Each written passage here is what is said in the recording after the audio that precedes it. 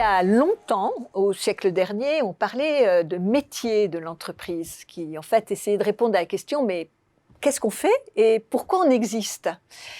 Alors les années passent, on relook les concepts, la loi Pacte aussi est passée par là, et maintenant, de plus en plus, on demande aux entreprises d'exprimer leur raison d'être. Alors, qu'est-ce que c'est que cette raison d'être ? Comment on la formule ? Je vais poser la question à Nicolas Bordas, qui, en tant que vice-président international de TBWA, accompagne de nombreuses entreprises sur cette réflexion.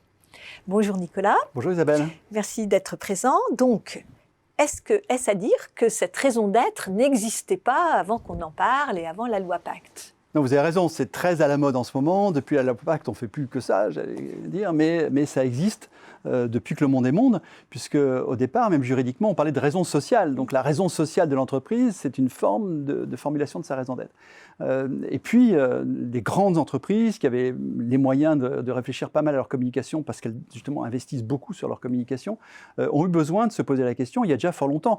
Moi, j'ai le souvenir d'avoir travaillé avec notre agence sur la raison d'être historique de Danone, qui a été le premier à dire que l'alimentation devait être bonne pour la santé. On est dans les années 1990 du siècle dernier, donc ça fait déjà 30 ans, où moi je suis né à Clermont-Ferrand, j'ai eu le plaisir d'avoir comme client Michelin, j'ai travaillé sur la raison d'être de Michelin dans les années 2000, une meilleure façon d'avancer, qui était une vision de la mobilité, et pas simplement une vision du pneu. Un excellent livre que je vous recommande, écrit par Jim Stengel, qui était le Chief Marketing Officer de Procter & Gamble, le plus grand marketeur du monde, qui commercialise Ariel, Pampers ou Monsieur Propre.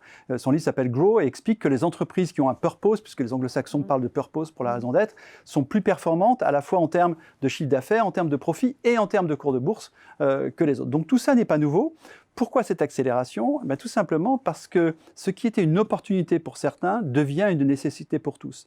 Et donc la loi Pacte n'a fait qu'en France que célébrer quelque chose de fondamental, qui est qu'aujourd'hui, les entreprises doivent définir ce qu'elles apportent à la société, en dehors d'apporter du profit à leurs actionnaires et, je l'espère, du bonheur à leurs employés. Et donc, c'est ça qui a créé l'accélération, c'est cette pression sociale et sociétale pour que les entreprises, dans un monde qui se doit de changer du fait de la transition énergétique pour lutter contre le réchauffement climatique, entre autres, donc dimension environnementale, mais aussi dimension sociale, présence des femmes dans les entreprises, présence de la diversité et de l'inclusion dans les entreprises, pour des raisons de gouvernance, bref, la pression est forte et aujourd'hui, les entreprises risquent de perdre et leurs clients et leurs actionnaires qui de plus en plus pilotent avec cette dimension environnementale, mais surtout leurs employés, puisque les jeunes, dont font partie mes enfants, de cette génération Y ou Z, demandent aux entreprises une utilité sociétale au-delà de simplement faire du profit. Alors, est-ce qu'il y a des bonnes formulations et des mauvaises formulations de sa raison d'être ? Et ça me mine, parce que je vois tellement de mauvaises formulations tous les jours. C'est-à-dire que cette petite pression générale qui a été mise sur les boîtes du CAC 40 de sortir à toute vitesse des raisons d'être a conduit à des âneries, pour le dire franchement. Mais quand je dis âneries, bien sûr que c'est intelligent, ce ne sont que des gens intelligents qui font des choses intelligentes, mais à des choses qui sont relativement inefficaces. Une bonne raison d'être est une raison d'être qui est à la fois ambitieuse, mais réaliste, puisque si vous déclarez quelque chose de trop fort que vous ne délivrez pas, vous allez à juste titre être dénoncé de raison d'être washing en quelque sorte, pour parodier le greenwashing. Et puis, elles doivent surtout être engageantes. C'est-à-dire qu'une raison d'être qui ne dit pas clairement, qui n'aide pas clairement à innover, qui ne dit pas aux gens de l'interne ce qu'ils doivent faire, mais ce qu'ils doivent ne pas faire, est, de mon point de vue, une mauvaise formulation de raison d'être. Ça ne veut pas dire que le fond est mauvais. Alors j'ai un exemple, parce que vous m'avez dit il faut un exemple. Donc dans la voiture, avant d'arriver, j'ai pris des notes rapides, et j'ai tapé raison d'être Carrefour. Bon, j'aime beaucoup Carrefour par ailleurs, et j'espère qu'Alexandre Bompard m'en voudra pas trop, mais sa raison d'être, pour moi, est formulée de la manière qu'il ne faut pas faire. Alors. Idéalement, il nous dit, raison d'être, notre mission est de proposer à nos clients des services, des produits et une alimentation de qualité accessible à tous à travers l'ensemble des canaux de distribution. Bien sûr, tout cela est vrai, mais c'est pas aussi l'objectif d'Auchan, et c'est pas aussi l'objectif de Leclerc, et c'est pas aussi l'objectif de Système U que de faire ça. Donc pour moi, c'est une formulation incomplète qui n'a pas été à l'étape d'après, qui consiste à trouver une forme de raison d'être qui serve l'intérêt de l'entreprise, qui dise à tout le monde, à celle qu'elle recrute, à ses clients et même à ses actionnaires, ce qu'elle veut faire.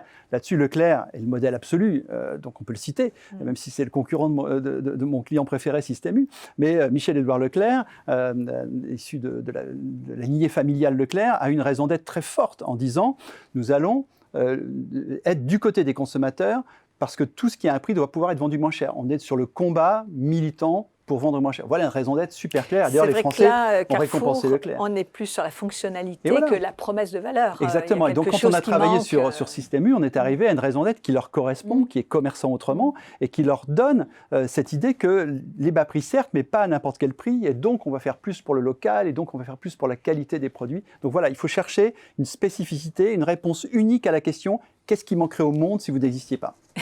Et que chacun puisse se dire « Je contribue, aussi petit que je sois dans l'organisation, à ce projet global. » Et oui, et que chacun se rende compte qu'il travaille dans l'entreprise qui fait ça et pas dans l'entreprise qui essaie de faire autre chose, aussi bien soit-il à côté. Alors par contre, on a un exemple récent de Danone qui avait une magnifique raison d'être et qui se fait quand même tacler par sa gouvernance financière. Oui, c'est ça. Donc c'est vrai que quelles sont les limites de...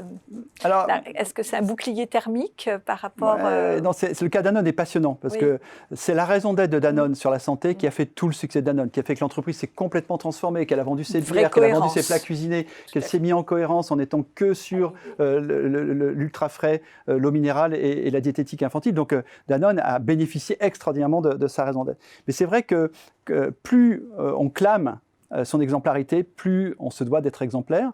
Et donc il y a deux sujets sur la raison d'être. Il y a faire ce qu'on dit, d'une part, et aussi ne pas être pris en défaut sur des dimensions qui sont importantes.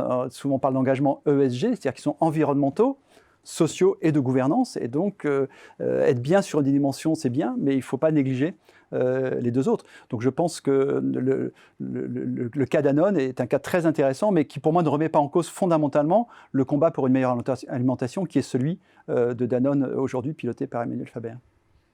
Merci de cet échange. Merci Isabelle.